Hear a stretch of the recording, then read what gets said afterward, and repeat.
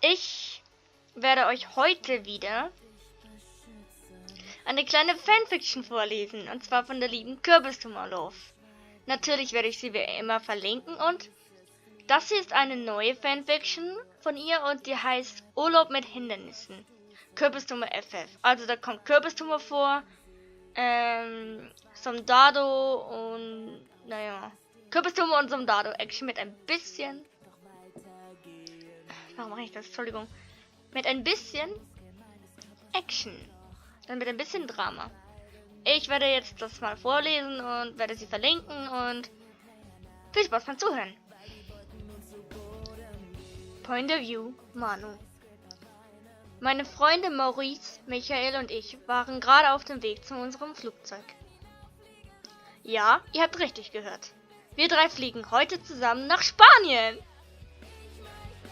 Wir haben vor 2 Wochen nämlich unseren Uni-Abschluss gehabt und haben alle sehr gut abgeschlossen. Und eine kleine Pause tut da bestimmt gut. Deshalb haben wir unser ganzes Geld zusammengekratzt, um diesen Urlaub zu bezahlen. Und es hat Tatsache funktioniert.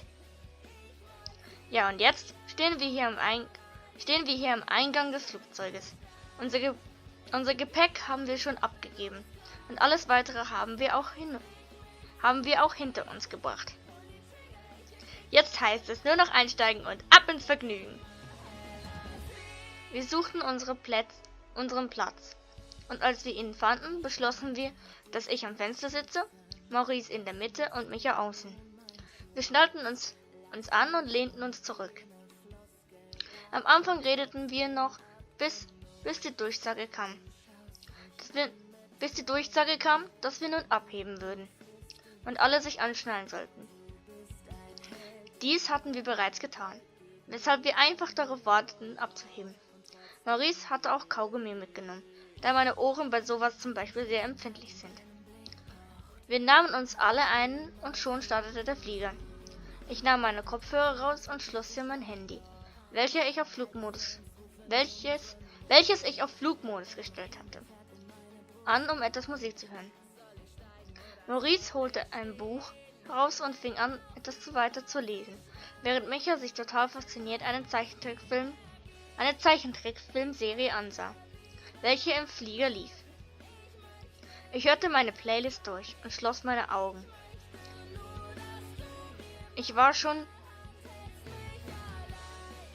döste vor mich. Ich war müde und döste schon vor mich hin und war schon langsam am Einschlafen, als Maurice mich etwas an meiner Schulter wachrüttelte. Ich öffnete meine Augen, nahm meine Kopfhörer raus und sah ihn an. Möchtest du auch was zu essen oder zu trinken haben? Fragte er mich. Entschuldigung.